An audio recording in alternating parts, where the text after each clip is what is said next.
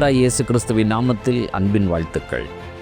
October மாத தேவனுடைய வார்த்தையின் தியானத்திற்கு உங்களை நாங்கள் அன்போடு அழைக்கிறோம். தினம் ஒரு எபிரேய வார்த்தை. உம்மை உறுதியாய் பற்றி கொண்ட மனதை உடையவன் உம்மையே நம்பியிருக்கிறபடியினால் நீர் அவனை பூரண சமாதானத்தோடு காத்துக்கொள்வீர். யாருடைய மனம் தேவனுடைய வார்த்தையினால் தாங்கப்படுகிறதோ அவர்களுக்கு ஆண்டவர் பூரண சமாதானம். எபிரேய வார்த்தை என்ன சொல்லுகிறது? ஷலோம். பூரண சமாதானம் எவ்வாறு சொல்லப்பட்டிருக்கிறது? Shalom shalom. வாருங்கள், இப்படிப்பட்ட அற்புதமான வார்த்தைகளை அக்டோபர் மாதம் முழுவதும் தியானிக்க உங்களை நாங்கள் அன்போடு அழைக்கிறோம்.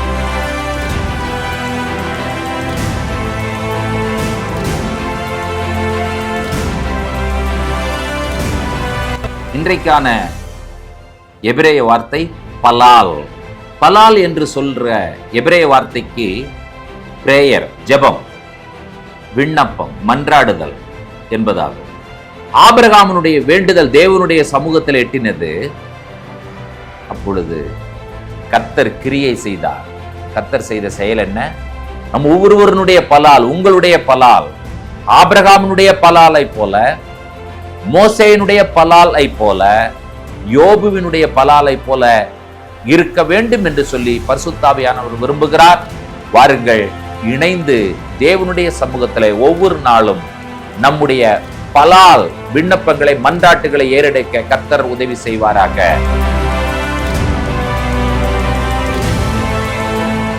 ஷலோம். தினம் ஒரு எபிரேய வார்த்தை. இன்றைக்கான எபிரேய வார்த்தை பலால். பே லாமட் லாமட், பலால். பலால் என்று சொல்ற எபிரேய வார்த்தைக்கு பிரேயர், ஜெபம், விண்ணப்பம், மன்றாடுதல் என்பதாகும்.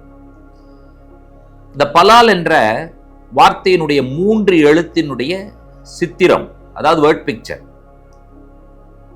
பே, மவுத். லாமட் என்று சொல்லும் பொழுது ஒரு மேய்ப்பனுடைய கையில் இருக்கிறதான கோல், ஆக்ஸ் கோட். இன்னொரு லாமட், ஆக்ஸ் கோட். வாய், மவுத், மேய்ப்பனின் கோல், மேய்ப்பனின் கோல். மேய்ப்பனின் கோல் என்று சொல்லும் பொழுது அதிகாரம், அத்தாரிட்டி.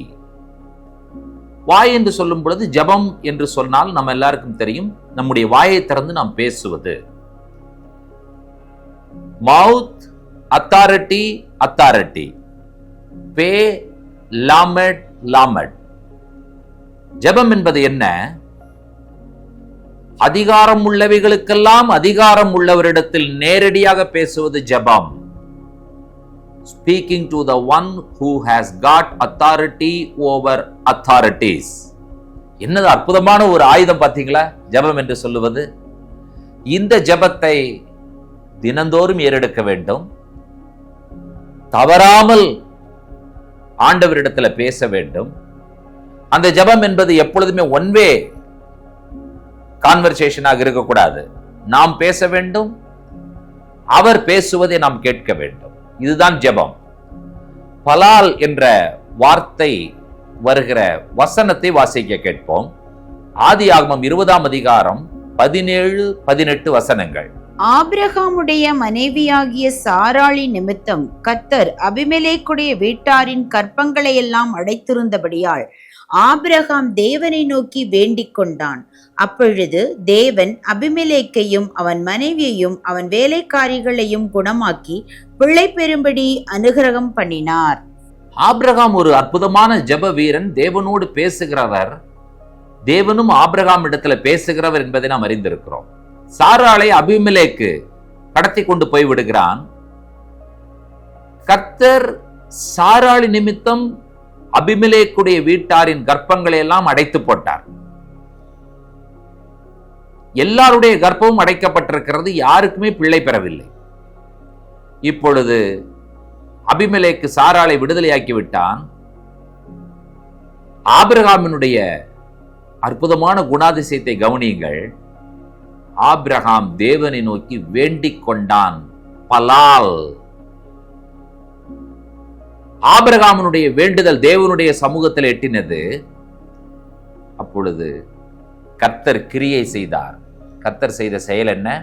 அபிமெலேக்கையும் அவன் மனைவியையும் அவனுடைய வேலைக்காரிகளையும் ஆண்டவர் குணமாக்கினார்.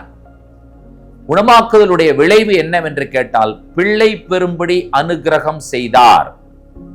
எதனால் நடந்தது? பலால்.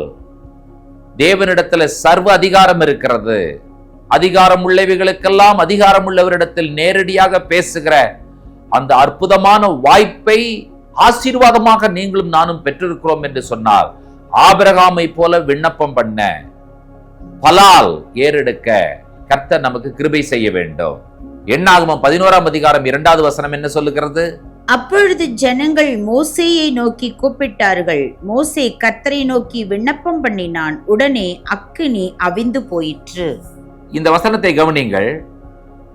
மோசேயை நோக்கி கூப்பிட்டார்கள் ஜனங்கள். அது பலால் இல்லை.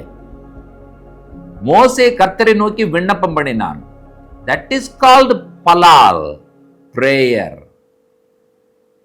நடந்தது என்ன? உடனே அக்கினி அவிந்து போயிற்று. கர்த்தர் ஜெபத்திற்கு பதில் கொடுக்கிற தேவன். நம்முடைய விண்ணப்பங்களுக்கும் மன்றாட்டுகளுக்கும் பதில் கொடுக்கிற தேவன். அவரிடத்தில் சர்வ அதிகாரம் இருக்கிறது. எல்லா அதிகாரங்களையும் வைத்திருக்கிறவர் நம்முடைய ஆண்டவர். அந்த ஆண்டவரிடத்தில் நீங்கள் விண்ணப்பம் பண்ணுங்கள். ஜெபத்தை கேட்கிற தேவன், ஜெபத்திற்கு பதில் தருகிற தேவனாய் அவர் இருக்கிறார். ஒரு அற்புதமான சம்பவம் யோபினுடைய வாழ்க்கையில் நடைபெற்றதை நாம் கவனிக்கிறோம். யோபு பல வகையான கஷ்டங்களுக்குள்ளாக, பாரங்களுக்குள்ளாக அவர் போகிறார். எல்லாவற்றையும் இழந்து நிற்கிறார். அவருடைய நண்பர்கள் மாறி மாறி அவருக்கு பேச்சு கொடுத்து அவரை துன்பத்தில் ஆழ்த்துகிறார்கள். நீ வணங்கின கர்த்தர் உனக்கு என்ன செய்தார் என்கிற விஷயங்களை அவரிடத்தில் கேட்கிறார்கள். அவர்கள் எல்லாருக்கும் என்ன செய்கிறார் என்று சொன்னால், யோபு மறுமொழி கொடுக்கிறார். யோபினுடைய வார்த்தைகளில் பாவம் இல்லாமல் இருந்தது என்று பார்க்கிறோம். யோபை குறித்து கர்த்தர் ஒரு அற்புதமான சாட்சி சொல்லுவதை யோபு 42:7 நாம் வாசிக்கிறோம். கர்த்தர் இந்த வார்த்தைகளை யோபோடே பேசின பின் கர்த்தர் தேமானியனான எலிப்பாசை நோக்கி, உன்மேலும் உன் 2 சிநேகிதர் மேலும் எனக்கு கோபம் மூழுகிறது. என் தாசனாகிய யோபு பேசினது போல் நீங்கள் என்னை குறித்து நிதானமாய் பேசவில்லை. 3 நண்பர்களையும் பற்றி ஆண்டவர் சொல்லுகிறார். உங்கள் மேல் எனக்கு கோபம். காரணம் என்னவென்றால், உங்களுடைய பேச்சுகளில் என்னை குறித்து பேசும் பொழுது நிதானம் இல்லை. அவ்வளவு பாடுகள் மத்தியிலும், எல்லாவற்றையும் இழந்து நின்ற பொழுதிலும் என்னுடைய தாசனாகிய யோபினுடைய பேச்சில் நிதானம் இருந்தது. யோபினுடைய வார்த்தைகளில் நிதானம் இருந்தபடியினால் நடந்த சம்பவம் என்ன என்பதை யோபு 42:10 நாம் வாசிக்கிறோம். யோபு தன் சிநேகிதருக்காக வேண்டுதல் செய்தபோது கர்த்தர் அவன் சிறையிருப்பை மாற்றினார். யோபுக்கு முன் இருந்த எல்லாவற்றை பார்க்கிலும் 2 கர்த்தர் அவனுக்கு தந்தருளினார். யோபினுடைய வார்த்தைகளில் நிதானம் இருந்தது. ஆகியினால் யோபு தன் சிநேகிதருக்காக வேண்டுதல் செய்த பொழுது கர்த்தர் யோபினுடைய சிறையிருப்பை மாற்றினார். அவனுக்கு எல்லாவற்றையும் ஆண்டவர் 2 கொடுத்தார். தன்னுடைய சிநேகிதர்களுக்காக ஒரு ஆசாரிய பணி செய்கிற அந்த பணியும் யோபினுடைய கரத்திலே விழுந்தது. அதை சரியாக அவர் செய்து முடித்தார் என்பதையும் நாம் கவனிக்கிறோம். பலால், பிரேயர். எப்படிப்பட்ட நாவிலிருந்து அந்த ஜெபம் ஏறெடுக்கப்பட வேண்டும்?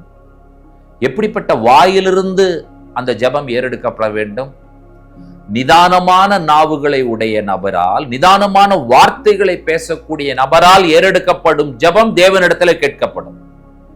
ஜெபிக்கும் பொழுது மட்டும் நாம் பரிசுத்தவான்களாக நம்முடைய வார்த்தைகளை அலங்காரப்படுத்தி பலவிதமான காரியங்களையும் சொல்லி நாம் ஜெபித்துவிட்டு, ஜெபத்திற்கு பிறகு நம்முடைய வார்த்தைகளில் நிதானம் இல்லாமல் கோபப்படுவதும், எரிச்சல் படுவதும், வீணான வார்த்தைகளை நம்முடைய நாவிலிருந்து பேசுவதும் நம்முடைய ஜெப கேட்கப்பட முடியாமல் அது தடை செய்கிறதாய் இருக்கிறது.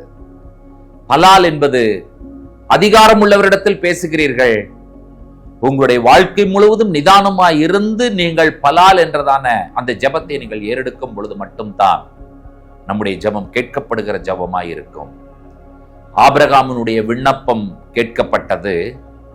மோசேயினுடைய விண்ணப்பம் கேட்கப்பட்டது. யோபினுடைய விண்ணப்பம் கேட்கப்பட்டது.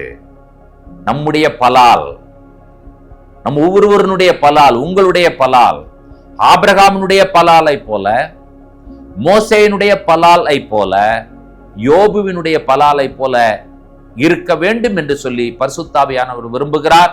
வாருங்கள், இணைந்து தேவனுடைய சமூகத்திலே ஒவ்வொரு நாளும் நம்முடைய பலால் விண்ணப்பங்களை, மன்றாட்டுகளை ஏறெடுக்க கர்த்தர் உதவி செய்வாராக.